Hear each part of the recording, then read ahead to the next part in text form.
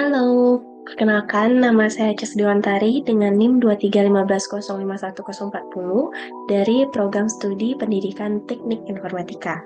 Nah, pada kesempatan ini saya akan menyampaikan video reflektif untuk mata kuliah pengantar pendidikan untuk anak berkebutuhan khusus yang diampu oleh Bapak Wayan Eka Pratama, SPD MPD.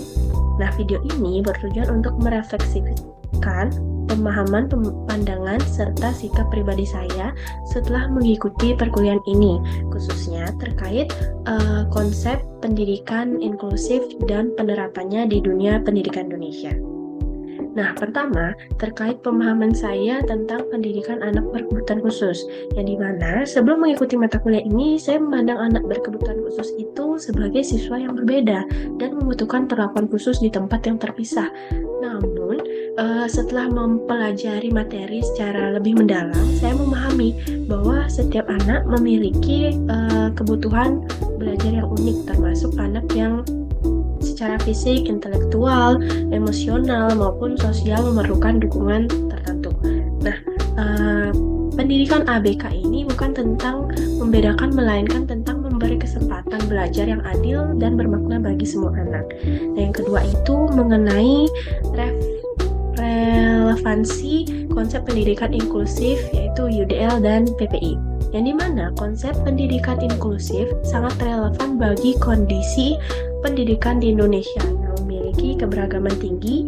Nah, melalui pendekatan universal design for learning, guru dapat merancang pembelajaran yang fleksibel sehingga dapat diakses oleh semua siswa. Sementara itu, program pembelajaran individu atau PPI itu membantu menyesuaikan tujuan dan strategi belajar sesuai kebutuhan peserta didik.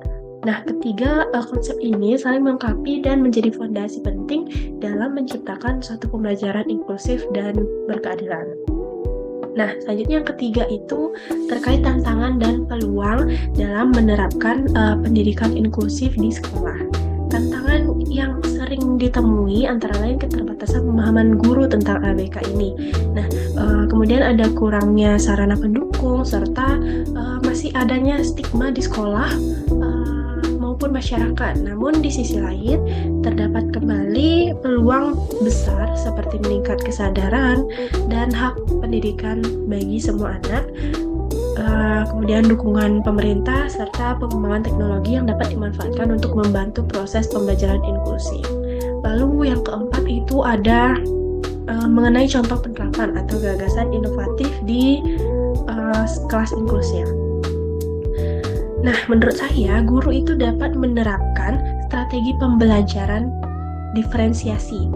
Nah, pembelajaran ini menggunakan media visual dan digital serta pembelajaran berbasis strategi pembelajaran proyek memungkinkan siswa belajar sesuai dengan kemampuan dan minatnya.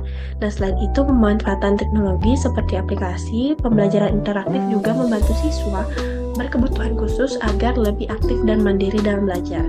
Terakhir itu ada terkait nilai dan perubahan sikap pribadi saya. Nah, mata kuliah ini mengubah cara pandang saya terhadap suatu pendidikan.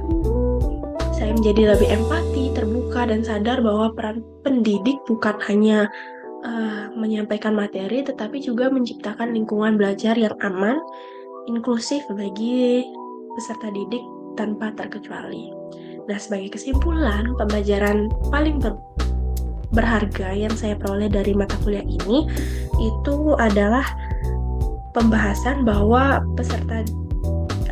bahwa pendidikan yang baik adalah pendidikan yang menghargai perbedaan dan memberi ruang bagi anak untuk berkembang. Kemudian harapan saya ke depannya, semoga pendidikan anak berkebutuhan khusus di Indonesia dapat terus berkembang, didukung oleh guru yang kompeten, kebijakan yang berpihak, kemudian serta lingkungan yang sekolah yang inklusif. Nah, terima kasih atas perhatiannya. Saya Ces Dewantari, pamit dan terima kasih.